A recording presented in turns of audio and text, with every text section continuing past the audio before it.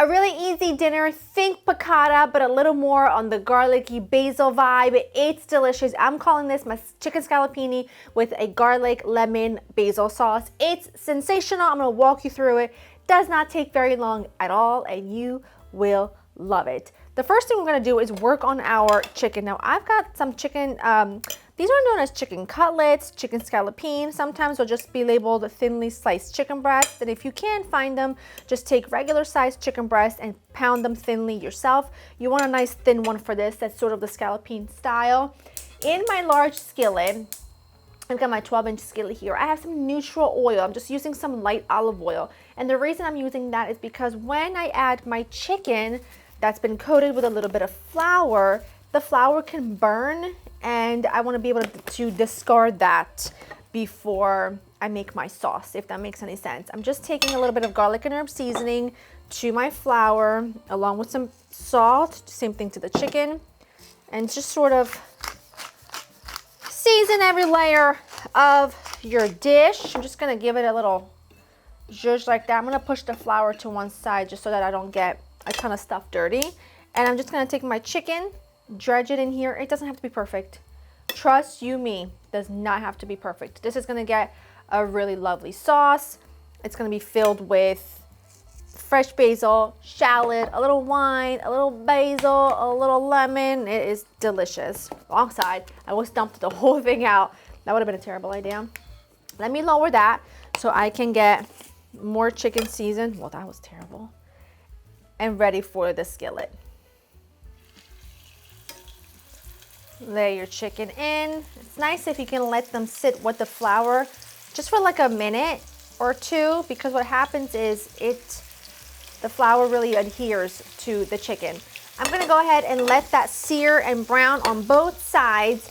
In the meantime, I'm just gonna finally chop up a shallot, a couple cloves of garlic, and get all my mise en place ready to make my sauce, which will only take less than 10 minutes. So we wanna make sure everything is ready so that we can get it done. Chicken is out, gorgeous, look at that color. In my skillet, there's a lot of brown bits. I got rid of that bit of neutral oil that was left over because I don't really want that. You can also skip that part and just use a little bit of butter and olive oil to sear your chicken. It's up to you. I like to do a tablespoon of butter and a tablespoon of extra virgin olive oil for both flavor and because it helps the butter not burn. And I'm gonna add my shallot and my garlic. Since the garlic is going in with the shallot and the shallot is much more tender than an onion, they can go together at the same time. And these just need literally a couple of minutes. A couple minutes is all these need. Scrape those brown bits because that is all good flavor. Adding just a little bit of Calabrian chilies. You don't have to. You can also just use a pinch of hot pepper flakes or nothing at all. But I love this Calabrian chili because not only does it provide heat, but it actually has really, really great flavor. And I love adding a little bit of that. Deglaze with a little white wine. If you want to skip the wine, please do. I'm not going to because I think it gives you really good balance. All I'm gonna do is just let that reduce for just like a minute or so. And in the meantime, I've got some chicken stock and I'm gonna just squeeze some lemon right in there because I'll add them at the same time.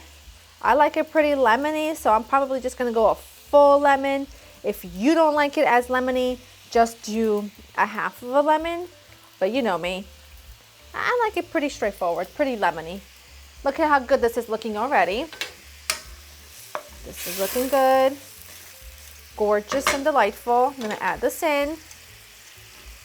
And all I'm gonna do is let that reduce down a little bit. I'm gonna season it with salt later once the sauce is where I want it, just because I wanna make sure it's not too salty from the chicken stock.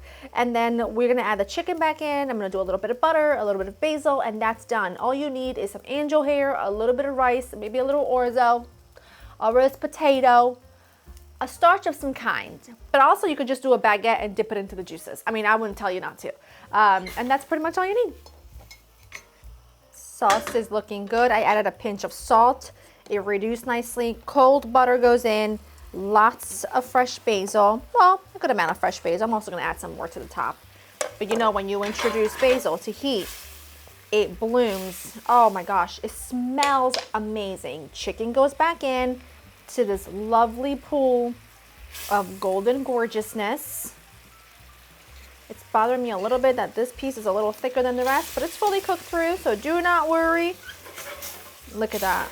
You know, look at that sauce. Look at the thickness of that sauce. It is gorgeous. It's what I want. This just needs to cook all together just a minute or so. You want that chicken to warm through, because remember, it's already cooked. And for the flavors to really adhere to the chicken.